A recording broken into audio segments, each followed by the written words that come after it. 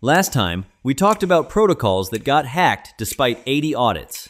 This time, we're talking about what happens right after. Because it turns out, in crypto, step 2 of getting robbed is opening a group chat with the guy who robbed you. There's an entire unofficial playbook now. Get hacked.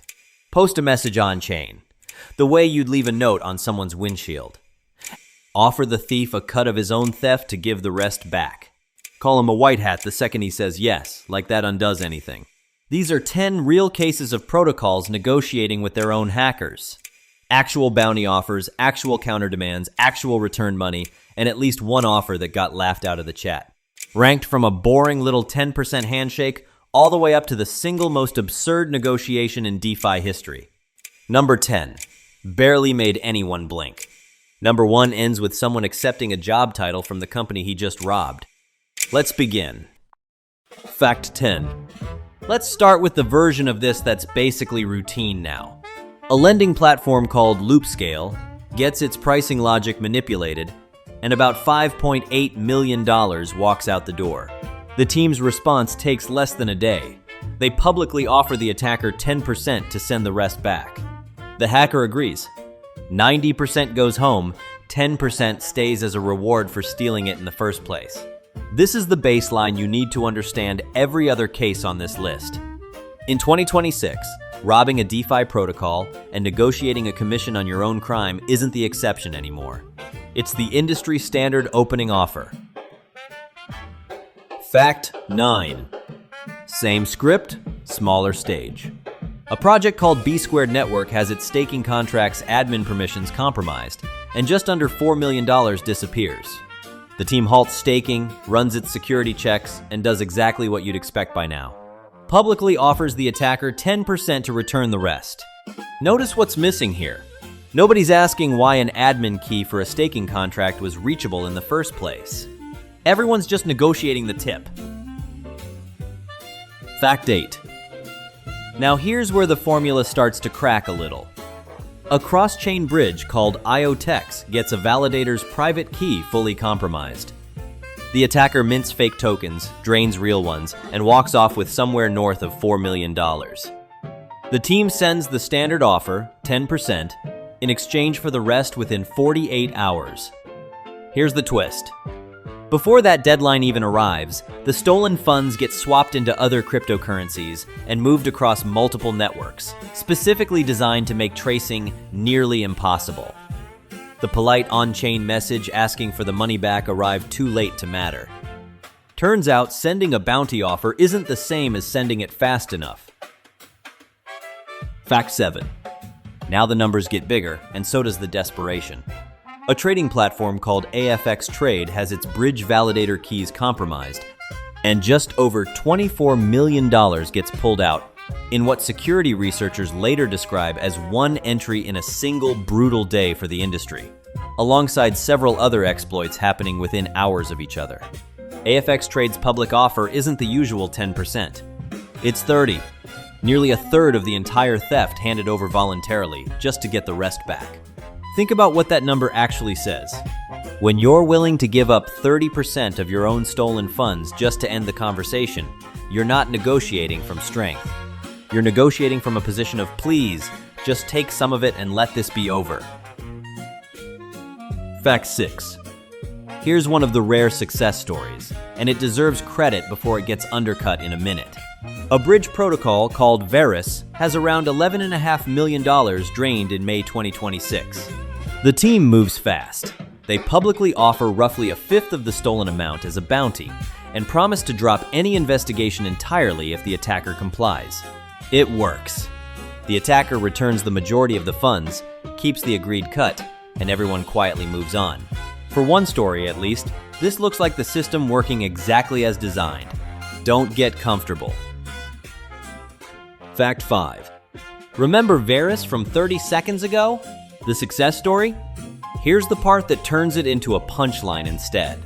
2 months later, in July 2026, someone finds the exact same underlying flaw in the exact same bridge mechanism and hits it again. This time the loss is smaller, a little over $7.5 million, but the detail that matters isn't the size. It's that this is officially the second exploit using the identical failure mode since the first one in May. The team fixed the relationship with the hacker. They apparently never fixed the actual vulnerability. If negotiating with your attacker is Chapter 1, this is Chapter 2. Negotiating with his replacement using the exact same door he walked through the first time. Fact 4. Let's balance things out with a genuine win, because not every story on this list ends in humiliation. A trading platform called GMX has $42 million stolen in an exploit. The team offers a $5 million bounty, a little over 10% for the safe return of the rest. The attacker accepts. Roughly $40.5 million comes back, one of the largest successful recoveries of the entire year.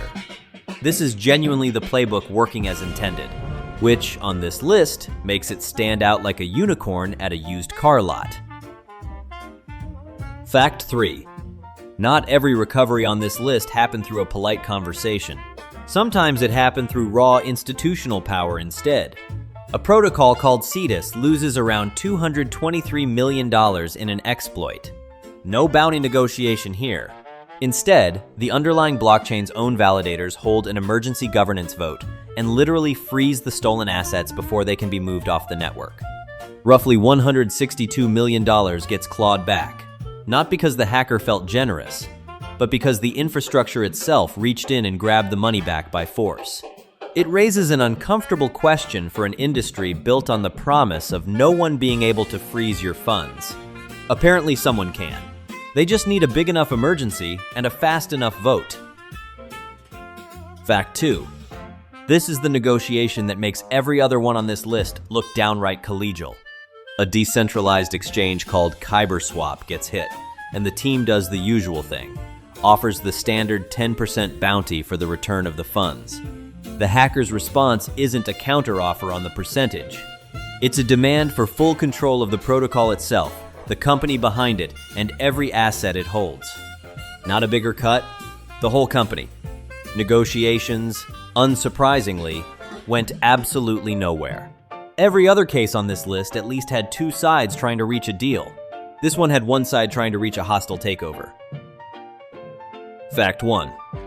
And now, the case that explains why every single story on this list exists in the first place. Because before any of these 2026 protocols ever offered a hacker a polite 10%, one hack set the entire template, and it's still the largest one in DeFi history. Back in 2021, a protocol called Poly Network gets hit for $611 million, the biggest DeFi theft ever recorded. The team's response becomes the origin story for everything on this list. They publicly ask nicely, offer a bounty, and open a dialogue instead of just threatening lawsuits. The hacker, now permanently nicknamed Mr. White Hat, turns down the initial cash reward entirely and starts sending the money back anyway, eventually returning nearly the entire $611 million. And then Poly Network does something no one saw coming. They publicly offer the hacker who just robbed them for over $500 million a job. Specifically, Chief Security Advisor. The hacker's reply, delivered with what can only be described as world-class comedic timing, was signed, "Your Chief Security Advisor." Every bounty offer, every polite on-chain message, every let's just negotiate a cut moment on this entire list traces back to this one moment. The industry didn't invent negotiating with hackers. It just kept copying the one time it went viral. 10 cases. A routine 10% handshake. A bounty offer that arrived too late to matter. A bridge that got hit twice by the exact same flaw with a payday in between. A hacker who didn't want a bigger cut, he wanted the whole company. And the original $500 million theft that somehow ended with a job offer. Last episode, the lesson was that an audit is not a lock. This time, the lesson is even simpler. If getting robbed in this industry sometimes ends with a business card, maybe the incentives were never actually pointed where everyone assumed they were. Which negotiation on this list would you have walked away from? Tell me in the comments. And if you haven't seen the first part of this story, the one about 80 audits and one very unimpressed hacker, go watch that next.